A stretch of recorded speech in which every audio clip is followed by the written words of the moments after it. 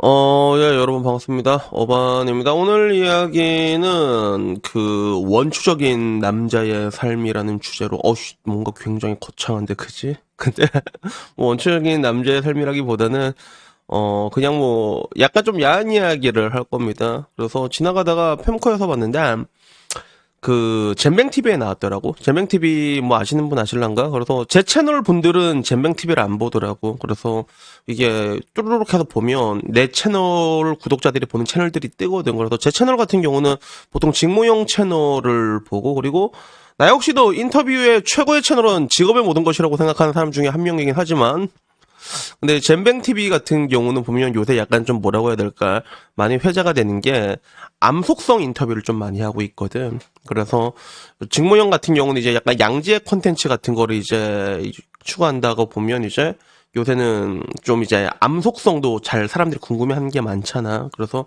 이런 것들도 들고 오는데, 근데 겐진 형이 잼뱅TV 요게 나온 거야. 그래서 뭐 인터뷰를 하는데, 뭐 결론적으로 그런 뭔가 풍속후에 가거나 일반인과의 관계는 위험하니까 오히려 프로를 하는 게 안전하다 생각하고 소속사의 여배우한테 겐진 형을 이렇게 딱 매칭시켜 준다는 거지.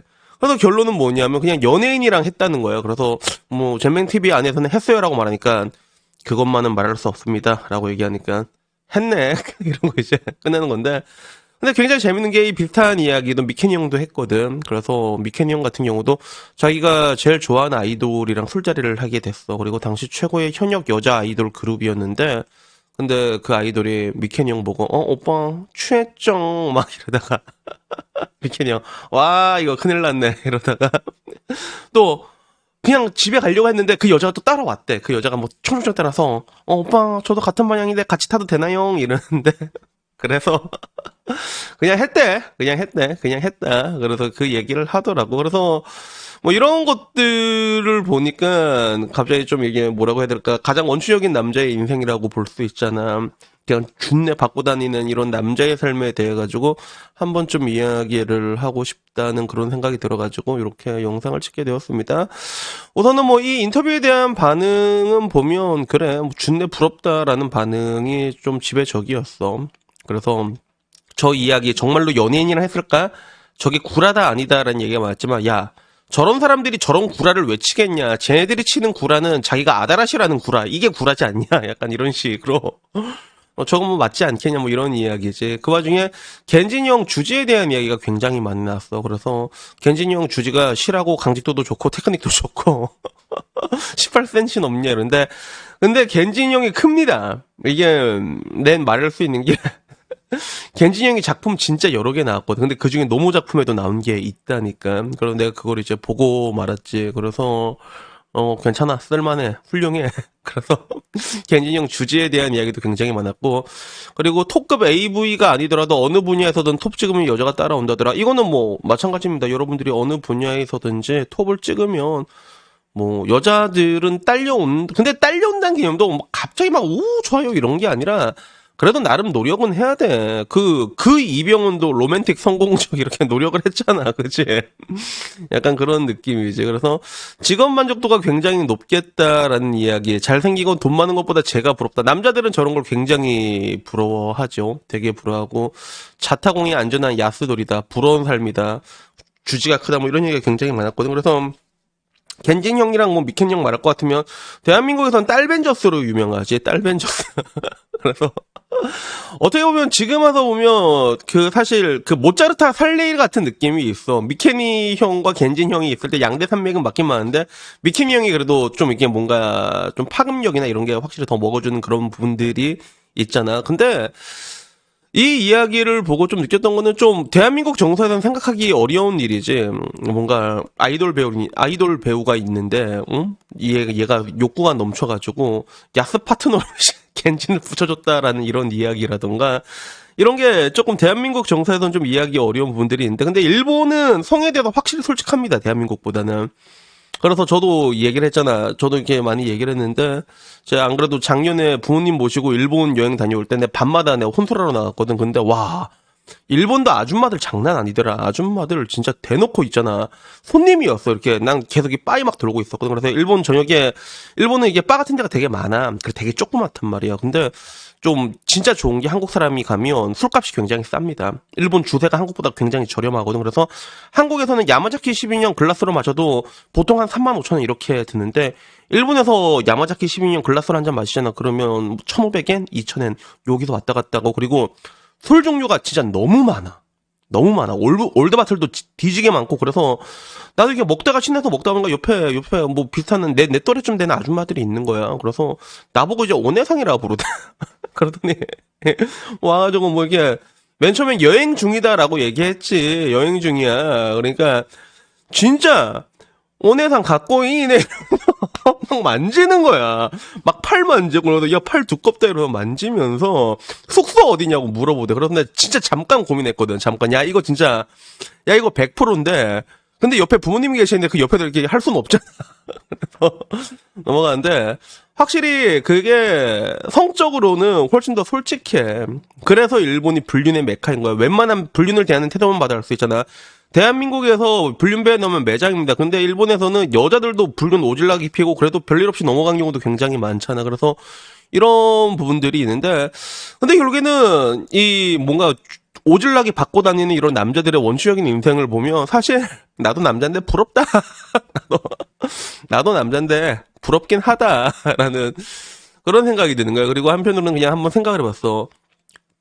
나는 지금 제 직업에 대해서 만족도가 굉장히 높잖아요. 저는 뭐 증권 영업하면서 그 뭐 비록 이제 위촉 계약제이긴 하지만 그래도 거기에 대해서 굉장히 난 만족도를 느끼면서 열심히 일을 하고 있고 뭐 부업으로도 유튜브도 하고 있는데 근데 만약에 지금 너가 증권 영업을 접고 이게 저렇게 이게 AVB 성공한 AV가 될 수 있다. 인생을 살 수 있다. 그러면 바꿀 거냐라고 이렇게 물어봤을 때 바꿀 것 같아. 야 얼굴이야 뭐 잠깐 쪽팔리는 거고 그냥 그냥 오질나게 박으면 야 그거 말 그대로 수컷의 인생 아니냐 그치. 근데 문제는 저것도 근데 쉽지가 않다. 그래서 업계의 탑을 찍는다는 거는 여러분들의 생각처럼 호락호락하지가 않습니다. 그래서 미케니 형 같은 경우도 옛날부터 롱롱 스토리 본 사람 알겠지만 저분은 애널 서킹을 겁나 좋아하거든. 그러다가 애널 서킹 나가다가 여배우가 그게 자꾸 이게 대변이 나올 수도 있잖아. 그러면 미케니 형은 오히려 좋아하는 사람이야. 그래서 실제로 그거 먹고 똥떡 오르는 적도 있고 똥떡 올라가지고 그런 적도 있었고 그리고 겐진 형도 여러분들이 잘 모르시는데 난 여러분보다 휴직근이 굉장히 길잖아요. 이 겐진 형도 진짜 어마어마한 작품이 나고 그러니까 보통 AV에서 이 정도 성공하는 네임밸류의 사람이면 오질나게 나오는데 나는 겐진 형이 자지 빠는 것도 봤어. 진짜 그 뭐라고 하지? 여잔데 다 달려있는 거 있잖아. 트랜스젠더는 아니고, 이게 아래도 달려있고, 여성으로 둘 다 달린 그 양성변태 있잖아. 그 껐더위라고 하는데, 동남아에서. 근데, 와, 겐진 형이 막 이걸 빨고 있는 거야. 그거를 하더라고. 그 심지어 그건 노모로 봤거든. 노모로 봤는데, 나는 근데 그때 진짜 겐진이 진짜 저 사람은 이게 스페셜 프로라고 느꼈던 게, 근데 자기가 빨면서, 자기께 막 서가지고 이게 덜렁덜렁 거리고 있는 거야. 그거 보면서 야 정말 저 사람은 그냥 야스를 좋아하는 사람이구나라는 그런 생각이 들었거든. 그래서 확실히 이게 뭐든지 호락호락하지는 않다. 뭐든지 업계에 톱으로 하는 거 호락호락하지는 않지만 근데 한편으로는 저런 뭔가 프로섹서잖아. 그러다 보니까 막 아이돌들이랑도 하게 되고 그지? 야 이게 개꿀 아니냐? 그래서 조금 부끄럽긴 할 것 같아. 같은데 근데 뭐 저런 성공한 남자 포르노의 배우의 인생이라고 한다면 그래도 남자로서 정말로 순수한 원초적으로 봤을 때 진짜 오만 대 다 싸고 다니는 거잖아. 그치? 그래서 거기에 대해서는 뭔가 와 씨 대단하다라고 이렇게 생각할 수밖에 없는 그런 것들이 뭐 조금 있는 것 같아가지고 오늘 얘기를 해봤습니다. 그래서 저간에 뭐 제가 여러분들한테 항상 얘기하는 게 많이 박으라고 얘기하잖아. 제가 맨날 박으라고 하면 어머니요 한국 자유랑 박으면 경찰서에 잡혀가네. 야 그냥 하라고 좀 뭐.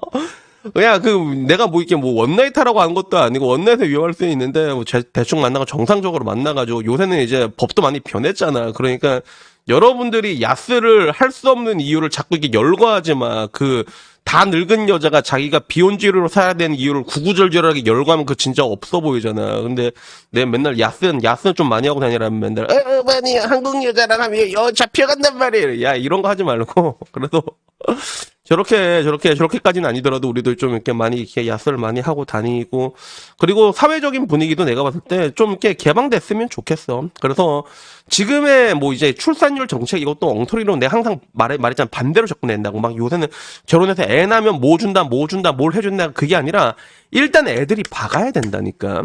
애들이 박아야 돼. 그래야지 뭐 애를 낳든 뭘 하든 그때부터 시작이 되는 건데 이걸 또 엉뚱하게 접근한 것들도 보면 내가 뭔가 좀 보면 갑갑할 때도 많습니다. 그러니까 그 옛날에 페이스북에 박복자 누님이라고 있었는데 그분이 했던 말 중에 명언이 하나 있었거든. 남자와 여자는 서로 받고 받기는 공생관계다라고 얘기했는데 이런 것들을 받들어가지고 좀 이렇게 젊었을 때부터 난 좀 이왕 이젠 이렇게 된 거 피할 수가 없다니까 개방적으로 변하는 거는 그냥 서로 오질나게 이렇게 받고 이렇게 좀 이렇게 섹스 바이러스가 널리 퍼졌으면 전 뭐 그랬으면 좋겠습니다.